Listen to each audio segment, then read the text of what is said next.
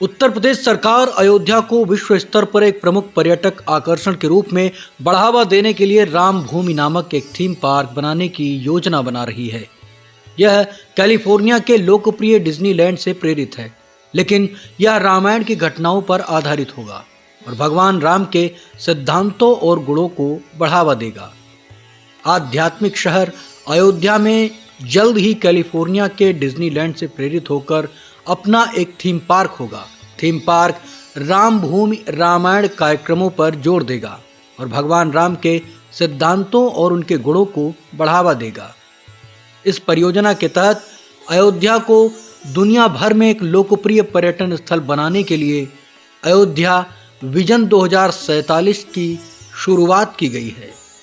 एक news channel ने अधिकारियों के हवाले से बताया कि इस तरह के अनोखे थीम पार्क में कई तरह के आकर्षण होंगे। अत्याधुनिक मनोरंजन विकल्पों और रोमांच से लबरेज आकर्षणों के अलावा धार्मिक पर्यटन के लिए एक विशेष क्षेत्र भी होगा। पार्क मेहमानों को मनोरंजन के साथ साथ एक विशिष्ट शैक्षिक अनुभव प्रदान करना चाहता है। उन्होंने कहा, आध्यात्मिक नगरी अयोध्या में हम कुछ ऐसा करना चाहते थे जो सभी आयु वर्ग के लोगों की जरूरतों को पूरा करे। थीम पार्क सबसे व्यवहार्य समाधान था। उत्तर प्रदेश के प्रमुख सचिव मुकेश मेश्राम ने एक समाचार पत्र को बताया, इस कदम से न केवल पर्यटकों के बीच एक प्रमुख आकर्षण होने की उम्मीद है, बल्कि ये अयोध्या को एक वैश्विक पर्यटन हॉटस्पॉट भी बना देगा। उन्होंने कहा, यह एक इंफोटेनमेंट सेक्शन होगा जहां पर्यटकों को भगवान राम की कहानियों से अवगत कराया जाएगा।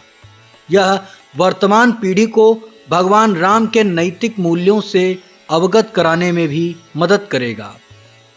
अयोध्या नगरी एक महत्वपूर्ण बदलाव के दौर से गुजर रही है। अधिकारियों के अनुसार अयोध्या के विकास की पहल राज्य सरकार द्वारा की जा रही है, जो लगभग 30,000 करोड़ रुपए की लागत से ऐसा कर रही है। कंस्ट्रक्शन वर्ल्ड पत्रिका के अनुसार पर्यटन, विमानन, बुनियादी ढांचे, आवास, चिकित्सा, ऊर्जा, संस्कृति, शहरी विकास, परिवहन आदि के क्षेत्र में लगभग 260 परियोजनाओं के लिए सरकार से धन मिलेगा। एक समाचार पत्र के अनुसार यूपी कैबिनेट ने बुनियादी ढांचा परियोजनाओं के लिए मार्च में 400 करोड़ रुपए आवंटित किए और सड़क के दोनों ओर लगभग 3 मीटर चौड़ी पट्टियों पर लैंडस्केपिंग के अलावा धर्मपथ के दोनों किनारों पर 9 मीटर चौड़ी सेवा लेन बनाने की योजना को मंजूरी दे दी है। NH 27 से नया घाट तक चलने वाली धर्मपथ के रूप में जानी जाने वाली सड़क के 2 किलोमीटर के खंड का विस्तार और सौंदर्यीकरण किया गया है। पंचकोसी परिक्रमा मार्ग को लगभग 9 किलोमीटर तक 4 लेन का बनाया जा रहा है और 14 कोसी परिक्रमा मार्ग को 24 किलोमीटर के लिए 4 लेन का किया जा रहा है। एक समाचार पत्र की रिपोर्ट के अनुसार इसके अलावा आगामी महीनों में सरयू नदी की यात्रा शुरू की जाएगी। मेश्राम ने कहा, सरकार ने अपनी यूपी पर्यटन नीति 2022 पेश की है और इसके चलते कंपनियां विभिन्न पर्यटन बुनियादी ढांचा परियोजनाओं में गहरी रुचि दिखा रही हैं। उन्होंने कहा कि राज्य सरकार द्वारा अयोध्या की ओर जाने वाले राजमार्गों पर 6 भव्य मेहराबदार गेटवे स्थापित किए जाएंगे। लखनऊ, गोरखपुर, गोंडा, अम्बेडकर नगर आदि से अयोध्या की ओर जाने वाले 6 अलग अलग मार्ग हैं। उनके अनुसार प्रत्येक प्रवेश परिसर के नाम के रूप में रामायण का एक चरित्र होगा और इसमें योग स्टूडियो, फूड कोर्ट और डॉम जैसी पर्यटक सुविधाएं शामिल होंगी।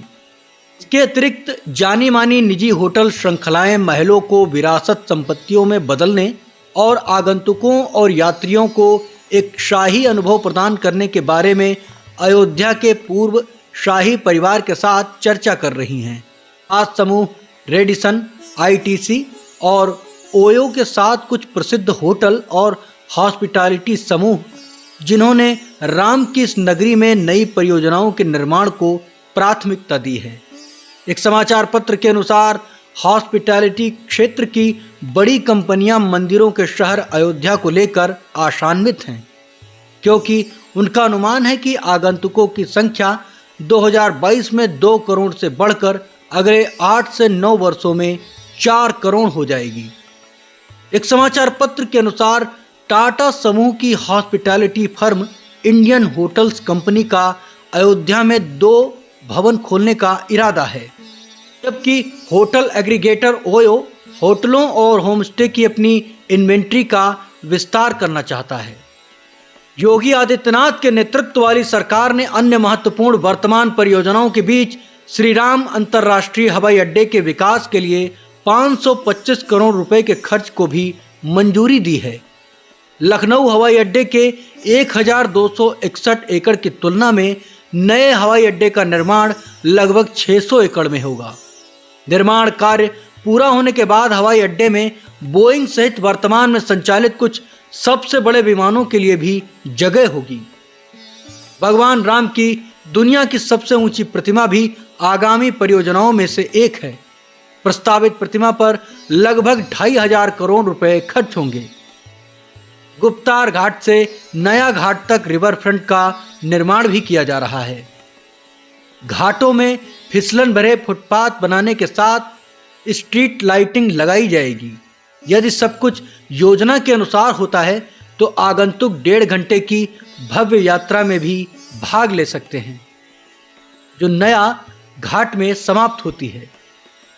एक समाचार पत्र की खबर के अनुसार अयोध्या नगर निगम और भारतीय प्रबंधन संस्थान इंदौर ने एक समझौता ज्ञापन पर हस्ताक्षर भी किए हैं, जिसका उद्देश्य मंदिरों के शहर अयोध्या को वैश्विक स्तर पर एक लोकप्रिय यात्रा गंतव्य बनाना है। भगवान राम को भगवान विष्णु का 7वां अवतार माना जाता है। वह हिंदू महाकाव्य रामायण में एक नायक हैं, जो उनके जीवन और संघर्षों का वर्णन करता है।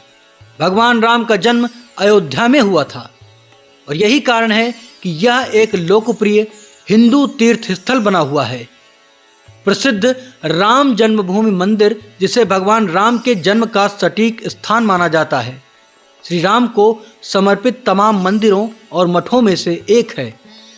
मंदिर लंबे समय से भारतीय राजनीति में संघर्ष का विषय रहा है और इसने हिंदू और मुस्लिम समुदायों के बीच लंबी लड़ाई के केंद्र बिंदु के रूप में भी काम किया है। राम मंदिर के भव्य निर्माण का काम समापन की ओर है और इसके चलते अयोध्या में रुचि और हिंदू संस्कृति में इसका महत्व फिर से बढ़ गया है।